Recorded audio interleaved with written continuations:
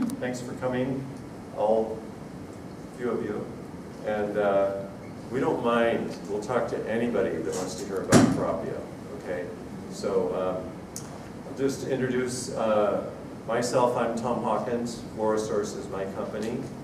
Mark Ohde from Kurapia, Inc. And Tom, and help me with your last name, Tom? Skelton. Skelton, excuse me. We only met last week from EcoTech.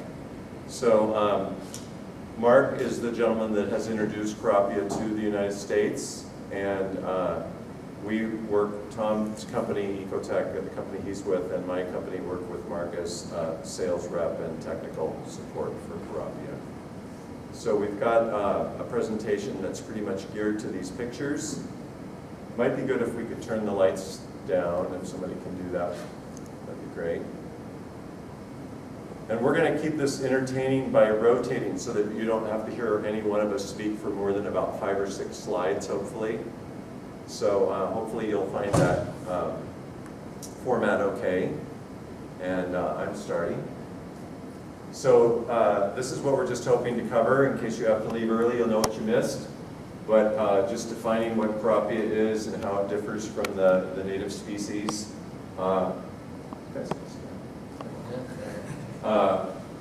I'm not uncomfortable with them standing. I just want them to be comfortable. How it differs from the species, the benefits of Kurapia, you know, especially compared to the species, and landscape applications, installation techniques, a couple challenges that we've found, and maintenance, which is pretty simple.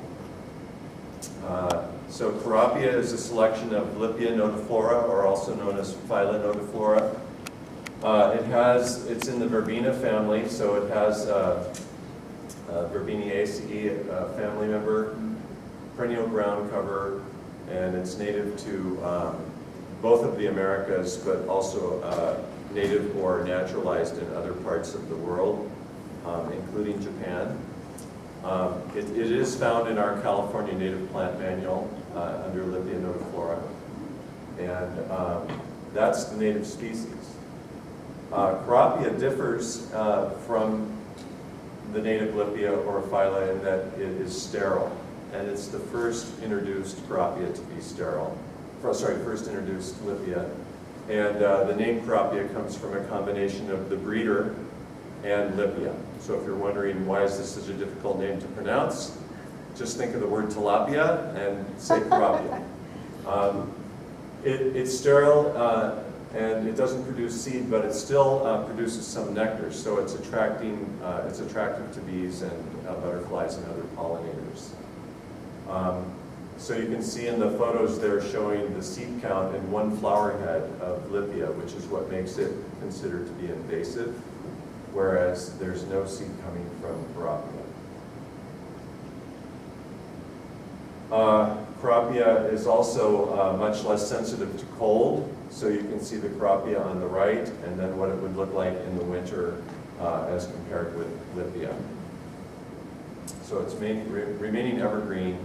We're saying down to 20 or so in California until we learn more. Mark has heard or seen plantings in Japan that have gone down to about 13.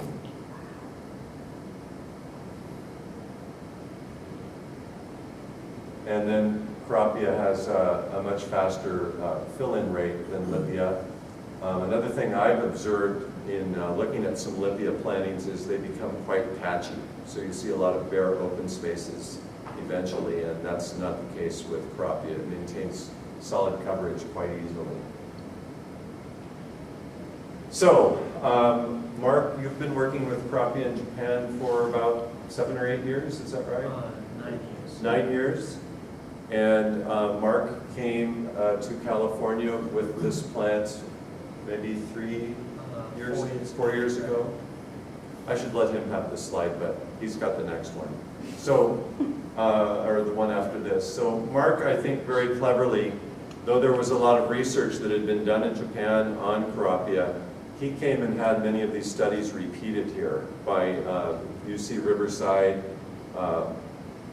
by the Dry Institute, the Desert Research Institute, and more recently at Cal Poly, San Luis Obispo. So he's had evaluations done by the Center for Urban Horticulture, and taking a look at these topics at the top. So drought research, non-invasive species research, erosion control, and weed control. So basically repeating a lot of what already had been known in Japan, but being able to let people know that this work has been done here as well. So with that note, Mark. I'll just change the slide for you. So the first test has been conducted by UC Riverside for the deficit irrigation trial, where we tested with the condition 40% of ETO, which is pretty deficit irrigation situation. We compared Kurapia with all major turf grasses, with cold season grasses and warm season grasses too. And Kurapia performed one of the best performance under these deficit irrigation conditions. In terms of maintaining the solid green color throughout the deficit period, starting from May to September, Kurapia was the only one who was maintaining the green colors. Other warm season grasses has suffered from severe damage of the shortage of water. And we have tested comparison, deficit irrigation comparison test between Bermuda grass and Kurapia, tested by Desert Research Institute of Nevada State.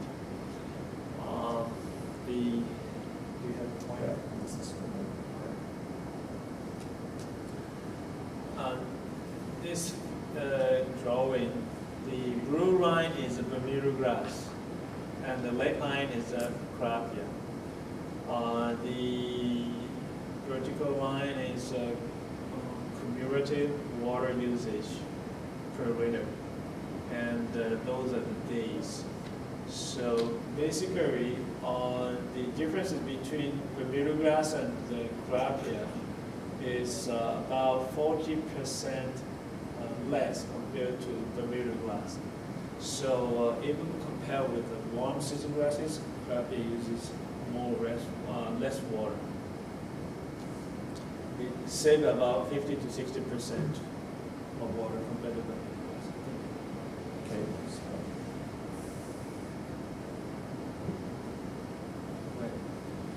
Here's a close-up photo of the same deficit irrigation study by UC Riverside.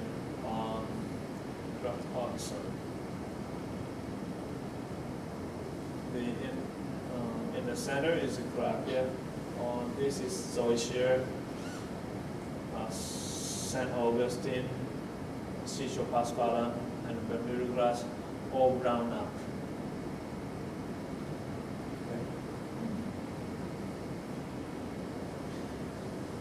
We tested with UC Davis, which was performed in 2014,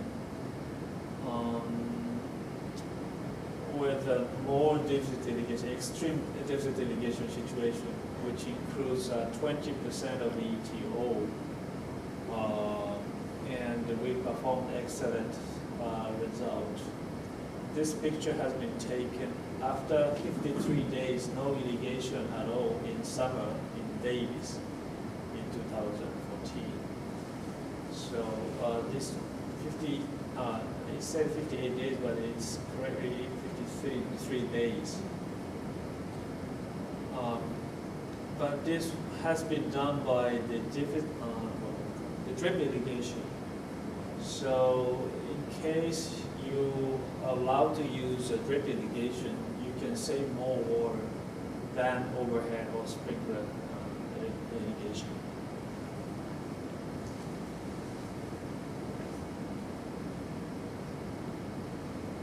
This shows Kurapia's excellent erosion control facility.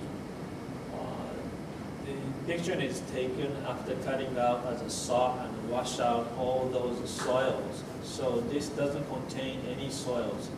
It's combined of storon and the roots only. So it creates a dense mat and create a canopy on top of the topsoil. So due to those two actions, it perform perfectly as an erosion control cover plants.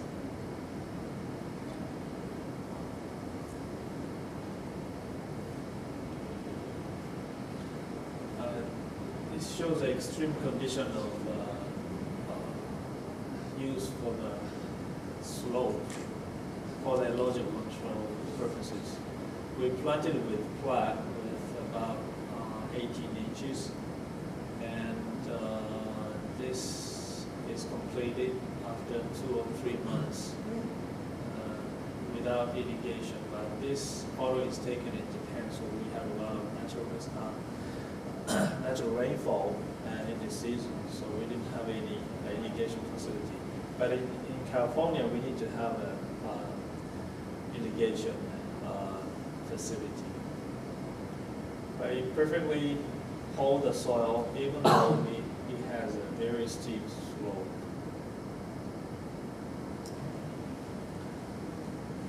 Oh, this would be Tom. Sorry, you've heard enough from Mark. Got to mix it up here. I'm going to share with you guys some of the unique features about Kurapia. Here, what we're trying to depict is some of the some drastic soil conditions that you may face out there in the field. You notice here we have a range of EC measurements. You can see here between the range, even where it starts at an EC of 2, is a very problematic soil. It's difficult to establish or grow most plant material. And you can see as we approach an EC of 7, which is not very common, but can occur, you can still see that Kurapia is thriving despite those poor soil conditions. That's one of the things we want to highlight. Kurapia can withstand very problematic soils. So that can be a wide range of salinity issues or pH that may not be that sustainable for plant growth. And reclaimed water. Well. Exactly, reclaimed water. The prevalence of reclaimed water and high salts, it's often a concern with drip irrigation and reclaimed water. Here, we want to highlight the dense habit of Kurapia. Once it establishes, because it's spreading by above ground stolons or above ground root stems, once it finally roots in, it takes off rapidly. Because of that dense habit, it's not going to allow weeds to make their way in to germinate and populate in areas of low density. So that's another unique feature of this ground cover because of its dense growth habit. Another morphological feature is its cold tolerance. There's been some studies done at both UC Davis and UC Riverside. It does have a unique feature to resist freezing temperatures or temperatures below freezing, whereas most warm season grasses, they're going to go dormant. You'll see them in the winter, they appear brown. It takes a significant low temperature to bring out a browning in Kurapia, and we're talking like below 18 degrees. Which down here in Southern California doesn't really occur too much unless you're in higher elevation. So here we have a picture that depicts Kurapia in the parkway adjacent to a warm season grass during the winter. You can see the warm season grass has gone dormant or went into its dormancy because of the cold temperature. And you can see that the Kurapia has maintained that evergreen appearance. Yes, ma'am, you have a question? I do.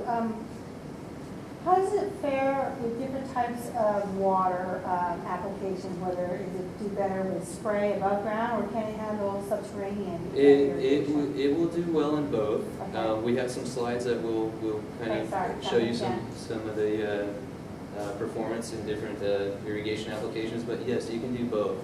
And what I would recommend is when we get to establishing, the initial establishment, it does need a little bit more water than some of these studies are showing, Okay. just because of the nature of its, how it spreads. You know, once it gets those roots in, it's remarkable in its reduction of water use. Okay. But overhead, yes. Drip, yes. Subterranean, yes. Thanks, Tom. Okay, a little bit on applications. One of the uses of interest now is as a lawn replacement or a lawn alternative, again, because of the water-saving features of Kurapia. And in spite of a lot of our water supply issues, there's still an interest by many to have that green look, maybe a reduced lawn size, not in the case of this photo certainly, but something that will present that appearance.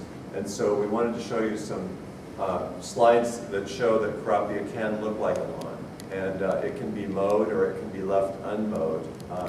But in this case, in this picture, it's been mowed. And this is a picture from Japan. But we're starting to see some photos of projects that look kind of like this here. Again, residential landscapes in Japan.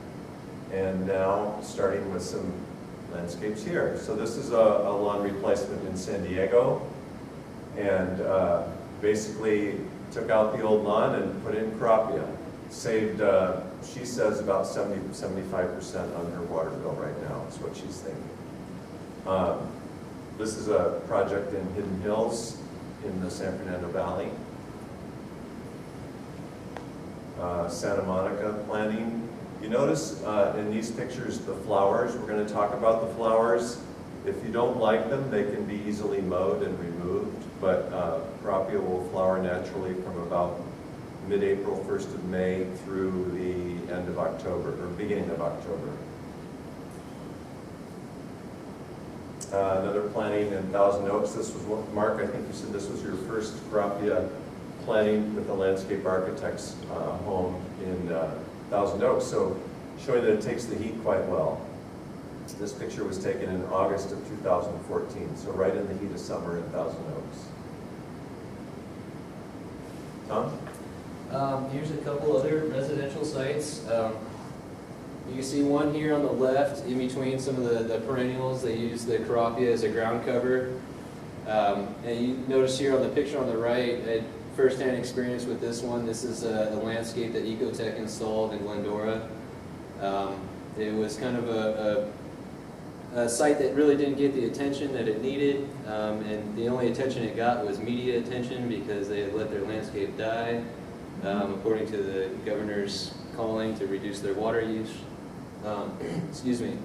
But because it had gotten that attention, we felt like we should reach out and introduce some solutions for drought-tolerant landscaping, and this was ideal. We got to install Kurapia. This is our first installation, and it went very well. What about the sign, Tom? Can you comment on that? Oh, the sign was kind of a way to empower the community. We wanted to encourage and commend some of the residents and our clients that they were taking an active role in water conservation. We started this campaign called Drought Hero, just to empower the residents. Hey, look, we're doing something about the drought. Take a look. Here's a demonstration. Ask us questions, please. Find a way to participate. But yeah, so we try to implement a campaign, Drought Hero, and invite the testimonials from the clients that we serve. This is another project in El Cajon. You can see here is a very significant slope.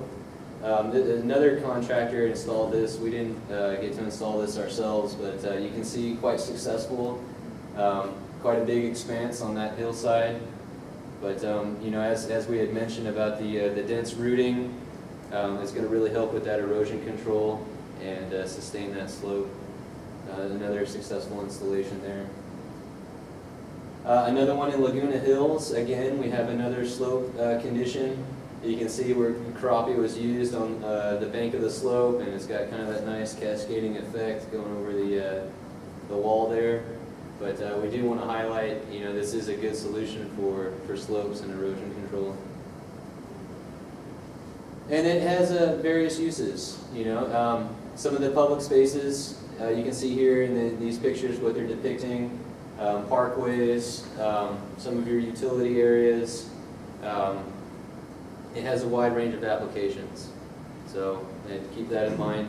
Anywhere you can picture a ground cover. You can see here the water treatment plant in the top left corner. They're using that for bioremediation to help clean the water. Also, if you look in the bottom right corner, you have a Kurapia planted alongside that riverbank. Any of that runoff that's going to make it into that waterway, the Kurapia will help with remediation. So it's a good application for bioswales, water catchment, scenarios like that. It has a very good application. Mark? Thanks. It's a planting at the city of Novato. Comparison made between Diamondia and Kurapia. They are both planted at the same day, and you can see that how fast the Kurapia is filled out the area, whereas the Diamondia is still in a small size, not covering at all. So this has been done by the landscape contractor, but the city likes the result of it, and they're going to introduce some more areas. This is the picture of a typical health strip, but wasting a lot of water. This can be totally replaced with Kurapia. Kurapia will save much of water. Parkway and medium planting. This is a picture in Venice, in Los Angeles area. And these are irrigated by the drip irrigation. You don't see, but Venice is a drip irrigation, but using only little of water. This shows about the chronological growing speed of Kurapia from May planting until July, almost covering all. It has filled out the total area by end of August. So it took about 3 months. The soil was very poor. It was heavy clay soil, and it's a rocky soil. Even with that condition, I worried that if it works or not, but it's completely works well. And usage for parks and recreation. As I repeatedly mentioned, this Kurapia is not good for athletic purposes, but it will accept light to medium traffic.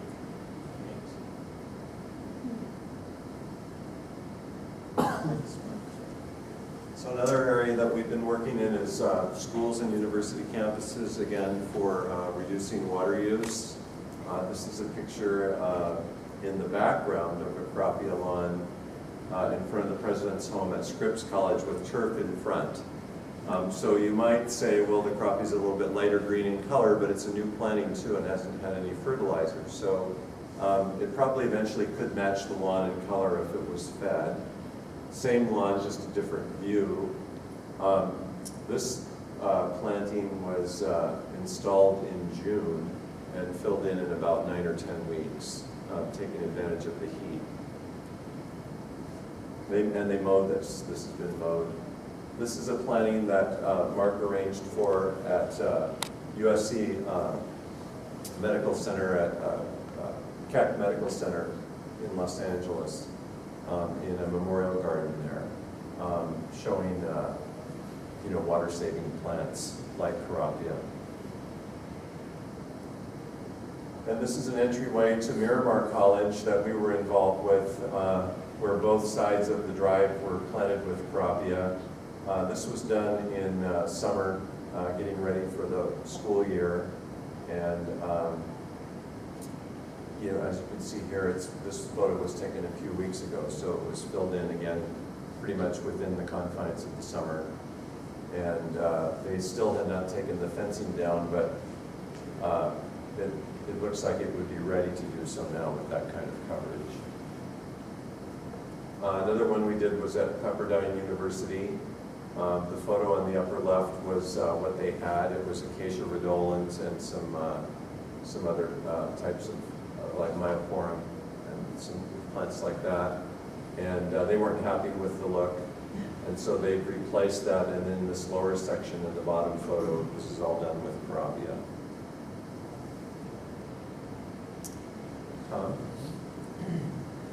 So I want to share with you guys some of the observations we've learned planting Kurapia, and then after it's established, some of the maintenance, which is very minimal. One of the things that is very important is the planting height for Kurapia. Because the way that it spreads by above ground stolon, if you bury it too deeply, it's not gonna be able to reach out, get the light, and continue its growth. So you can see here we have a line kind of demarking the planting height. Now that gap in between there is about a 1/4 inch of soil on top of the plug. And then when you pack the plug in, of course you're going to tamp it, and when you finish, lightly press with the palm of your hand to set it in, make some contact with those stolons so that they can root into the soil. We had some different trials with trying to submerge the plant under a larger portion of soil or a deeper portion of soil, and was not as successful. So you can see here, that's about the appearance that you want to see from the plug when you plant it at the initial planting. Okay, soil preparation.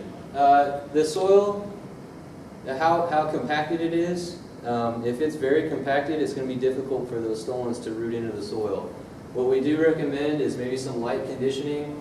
If you use some soil amendments that contain humic or fulvic acids to help break up some of that clay, how tight it is. About 2 to 4 inches for breaking. Yeah, I mean a light rototill would be nice. If you can get a rototill in and rototill in maybe some compost or maybe like a product that has some of those organic acids that help condition the soil, you'll see a better establishment. What we did find that helps too is covering it lightly with like a seed topper. Or like a compost, a very light, fine material.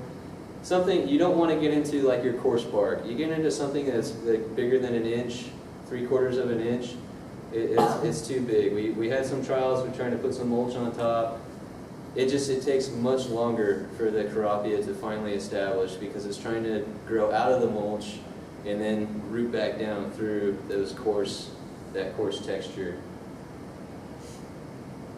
You can see here's a planting sequence where we have an old front lawn, traditional grass, remove the grass, planted Kurapia on center, 18-inch on center, and then you can see as it starts to fill in to replace where the lawn had thrived. We want to show you some of the establishment dates here. This was this was the site in Hidden Hills. Notice this was right before the onset of summer. Temperatures are high down here in Southern California. Despite the heat, it established in about 2 months. Very rapid establishment for ground cover. I don't know if you guys had previous experience trying to install ground covers, especially in summer. It's very challenging because they have a very limited root system, being that they're in a plug or that you're pulling them from flats. It's a challenge to keep that irrigated and thriving so that it establishes. Again, here's another site, Laguna Hills. This one was planted in about mid-autumn. And then you can see by February, despite soil temperatures dropping, usually things start to slow down, go dormant because temperatures went below 45 degrees in the soil. Regardless, we still had a pretty good establishment in the middle of winter, which is, again, another challenge. So here's the same site, Laguna Hills. By May, another 3 months after that, from February, you see you got full coverage. It's thriving, it's doing its thing. And that's what we expect to see with Kurapia. So irrigation, we had some questions about irrigation applications. I've had first-hand experience using overhead application. What I would recommend is maybe if you're going to use overhead, use like a rotating stream nozzle just to help with the soil to be able to absorb the rate of water that's being applied. However, it is a good application. You can use overhead. I've had experience with drip. It is easy to install with drip. I would keep in mind your soil type because it's going to affect your row spacing and also the flow rate for the gallons per hour. So if you know your soil and you know your product, you install your irrigation according to the product specifications, you're going to have success with irrigation. I've done both on surface and subsurface. I would recommend, if you're going to encourage your client to mow, perhaps put that irrigation subsurface. You can aerate with Kurapia. If you're going to aerate, make sure that irrigation is below those aerating tines so you don't puncture your irrigation lines. One thing I would also recommend too, in the first 4 weeks of establishment, you might need a little bit more oversight. It will need a little bit more water than when it fully establishes. Just until those stolons can root in, then you can back off and rely on very minimal irrigation. What about bubblers? Bubblers, I think you would use a significant amount of bubblers. The amount of bubblers that you would need to create an even distribution. So you couldn't just do one, that's what you're saying? I don't think so. I think you would have some trials. Okay. You would be a little disappointed with its rate of establishment. Okay. So the uniformity is key. Your row spacing for drip irrigation is crucial. If you got a sandy soil and you're at 22 inches or 20 inches, you need to bring it tighter. The drip is just going to go right through that through the sand. If you have clay soil or more clay soil, then yeah, 18 to 20 inches is appropriate because clay, the way water behaves in clay, the wider row spacing is more appropriate. So yeah, I would encourage head-to-head coverage if you're using overhead. MP rotators work great. Thanks, Tom. So just a few pictures of some things that we've learned about some of these plantings that we've done. And this was one in Newport Beach where they had, again, a kind of an old worn-out landscape with mostly Myoporum. And they had existing drip irrigation on the soil surface. And they're hoping to do this low budget. And they had a pretty crummy soil, but they were asking if they could, try it without soil prep. We'd done a few plantings with no soil prep and found that they work, but they take longer, of course, to fill in. So whenever there's a chance to recommend some kind of modest prep, we would do so. But this one was an interesting one too because they had bark there already and they wanted to keep the bark for weed suppression. And Tom mentioned briefly about the mulching idea. And this is one of the ones that we've shared with each other where we've learned that this kind of mulch is not a good idea. And it's mainly just because of the coarse nature of the bark. One of the early plantings that was done was at the UC South Coast Research Station in Irvine. And they also used a bark like this. And it didn't really deter the project there, but it was a very small project, and I think that it was closely managed. But on this project, a little bit greater scale, this is what we were seeing. So we saw a very, the upper lack of establishment is a little bit due to some irrigation issues they had with these old drip lines where they thought they were working and they weren't. So they lost some plugs and had to come back in and replant after fixing the irrigation. But you can see down below, you know, they're getting more fill-in, but it's not very uniform fill-in. And this was taking a long time. I thought that, you know, our bare ground plantings filled in much faster than this one was. And so what we're seeing was we're getting these really, really long stolons. And I could take these back and maybe, you know, these were, you know, 1.5, 2 feet sometimes. And they were not rooting down. And so we think that the bark, in this case they had more than 2 inches of bark, was serving more as a barrier because the roots couldn't find their way into true soil. And the last time I was there, I encountered this kind of look, and I hadn't seen this before. And so I emailed this photo promptly to Mark, and he said that he had seen this once before, and that he thinks that it was the same situation, where the stolons will run and you'll get quite a bit of vegetative growth, but they're not able to root down, and so the mother plug tends to react negatively and starts to fatten up or get woody as a result of more water stress, you know, from not having all that growth, being able to you know, experience rooting. So we like mulching, but as Tom was saying, we'd rather see a fine mulch, and you know, not maybe a great depth, but 1 inch, maximum 2 inches, something like a lawn topper or a seed topper, as he was saying, like in this photo. And this one's very happy. Also wanted to point out that in some situations we've seen rabbits as a problem, and in others we haven't. We don't think that deer are a problem at all with Kurapia. We had a pretty good test of that at Pepperdine University, where they have deer come down right onto the middle of campus. We didn't see any damage. But rabbits, we have seen some issues, so it can be a good idea to fence it for just the first several weeks for establishment, to make sure the plant gets rooted in. And then in the case of like this Miramar planting, the fencing was more just to keep people off of it until it was established. So again, for a 8 or 10 week period. Kurapia will flower, we mentioned, from about mid-April to 1st of October. And the flowers are attractive to bees and butterflies. Some people are concerned about bees because of bee allergies or small children.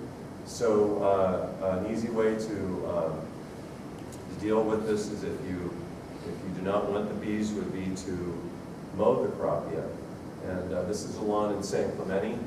On the left side, what it looked like before mowing, plenty of flowers. This photo was taken in July.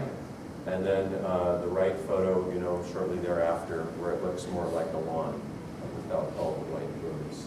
How often do you need to mow? Mark's guideline was every 3 weeks, and we've heard at Scripps College that is right on. And this is a homeowner that I know, and she says that it's the same for them. They mow every 3 or 4 weeks, keep the bees away. They're happy with the bees, but they have a dog, and then they have next door neighbor with small children that come over, so they're mowing for those reasons. Mark? We're in the home stretch here. The weed issue may occur even though Kurapia is established, or in between in the establishment area. So we've been working on this selective herbicide study for Kurapia for pre-emergent and post-emergent. Kurapia is known as a broadleaf, but some of the broadleaf type herbicide can be used, and Kurapia has some tolerance on it. So the Cowpoly, San Luis Obispo, and the UC Riverside, as well as the University of Arizona, are working on Kurapia herbicide, selective herbicide trial study, and the result will come out so very soon, within a couple of weeks. So we can notify to all those customers who need those information. This message also may occur. But we have a good selective herbicide for these two.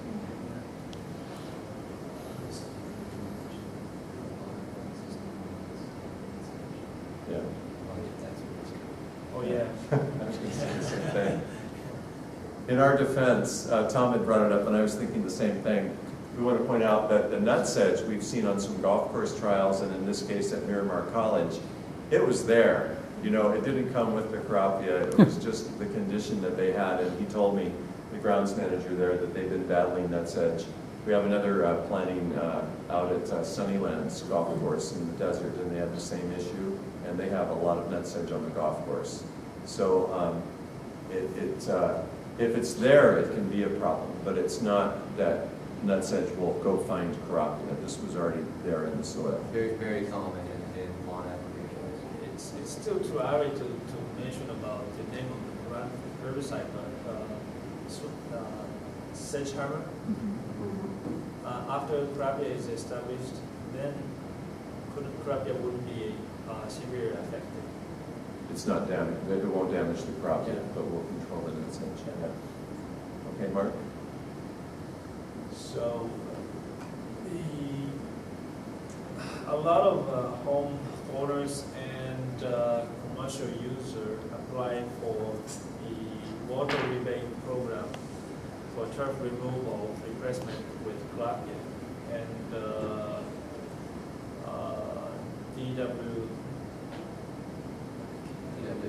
MWE, yeah, Metropolitan Water District,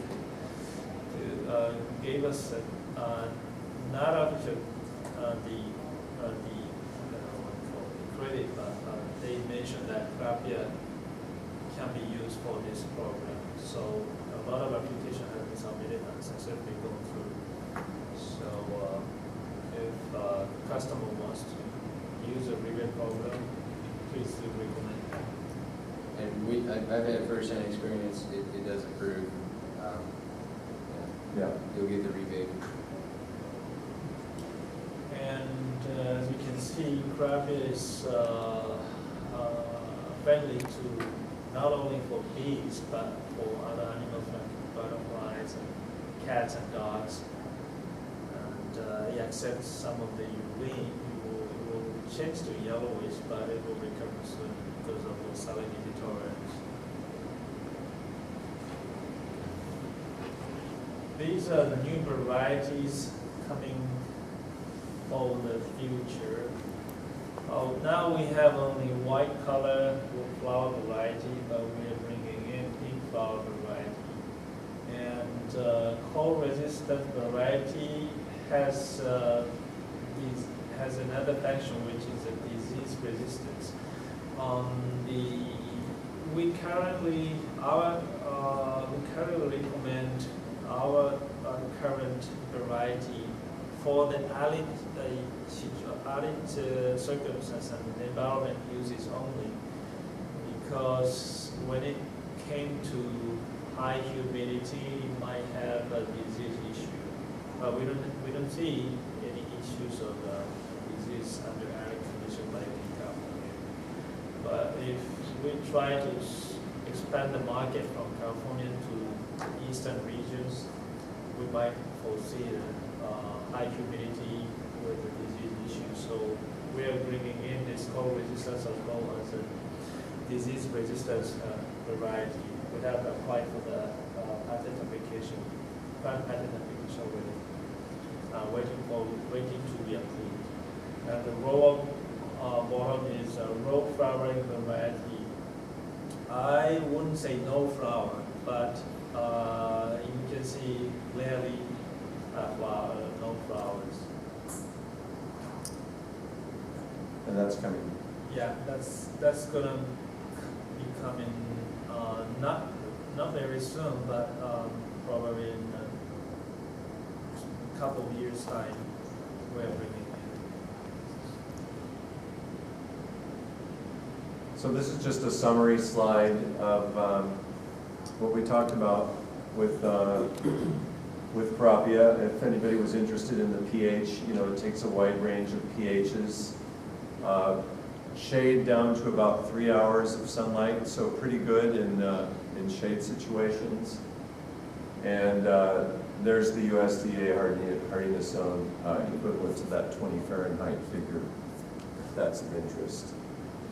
So we're now finished, and we have a full almost 40 minutes for you to ask questions. And if you don't ask them in that, we're going to take that time and ask you guys questions. It'll be more like a quiz.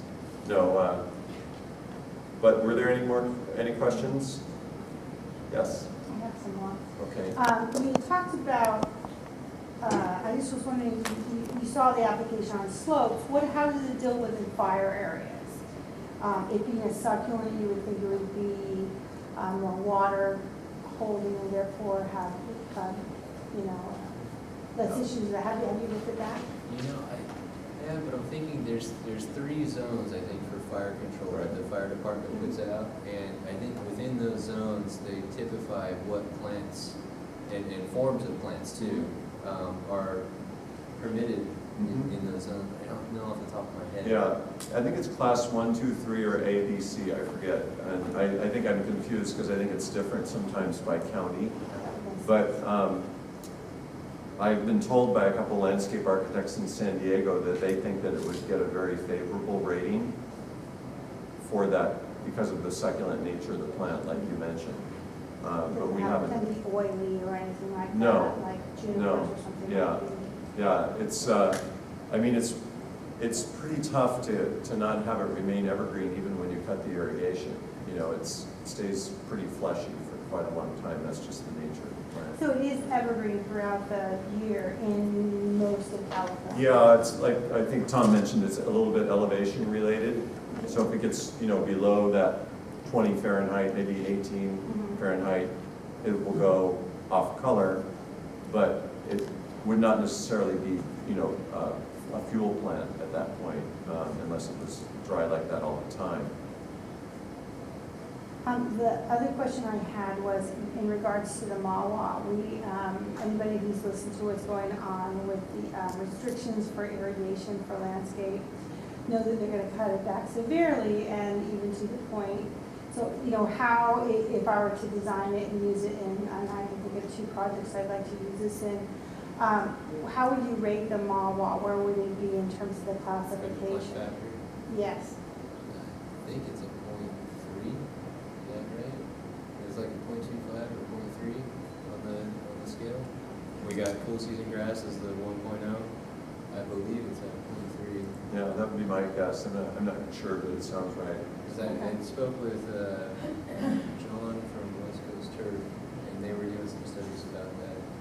And he had some positive testimony or feedback growing in comparison to some of the warm season grasses that they produce at West Coast Turf.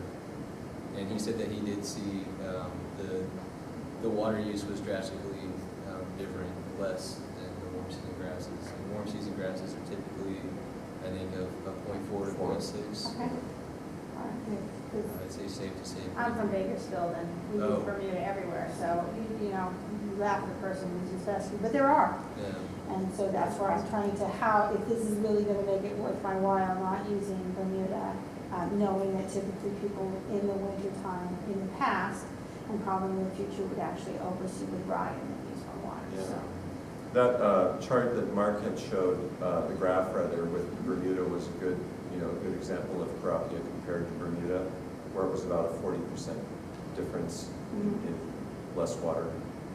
And how do you determine that? Okay, the average person, how can you make sure as a designer to let the maintenance people know, okay, you don't need to leave it on 10 minutes at a time anymore.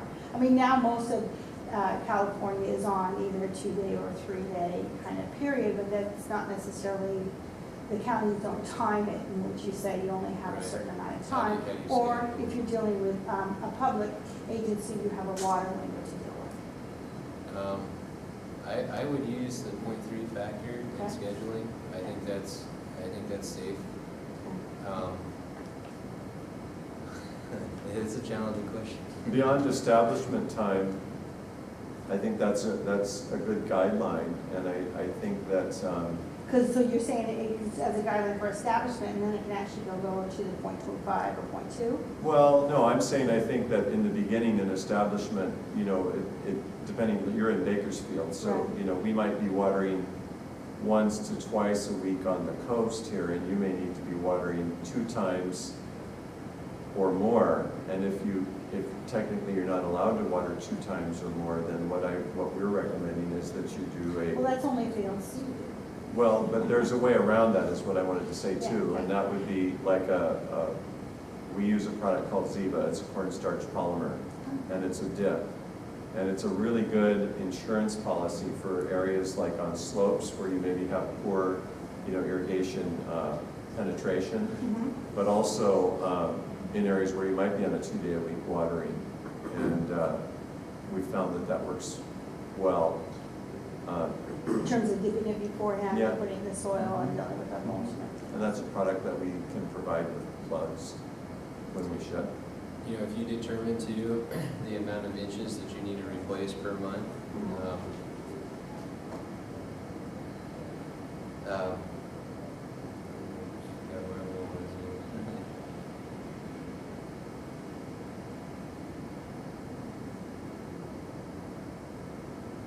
if you know the application rate of your irrigation system and you know the inches that you need to replace, you can dial in your irrigation. Say you only have the 2 days a week, right?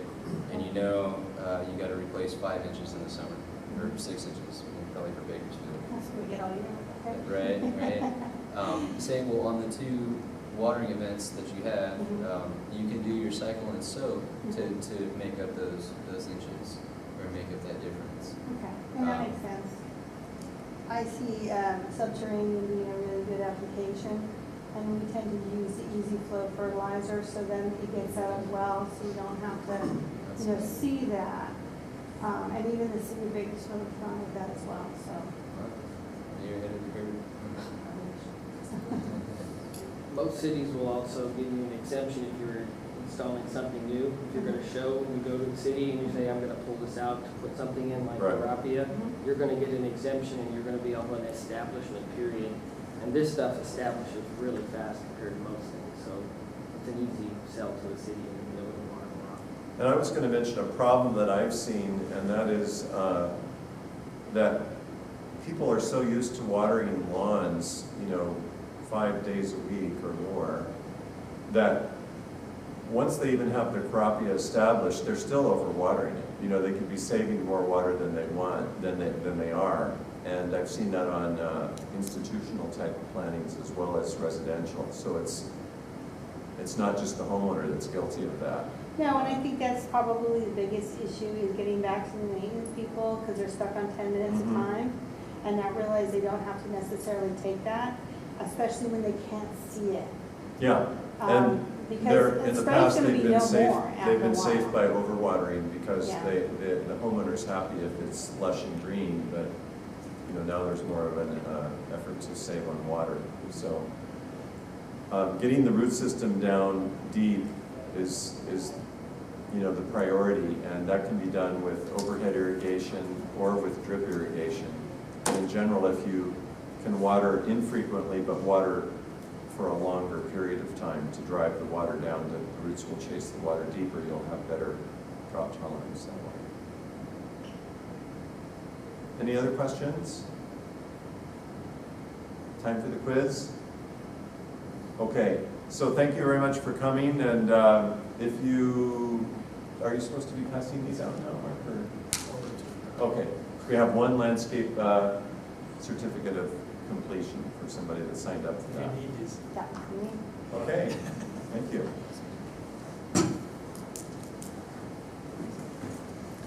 I tried to read that.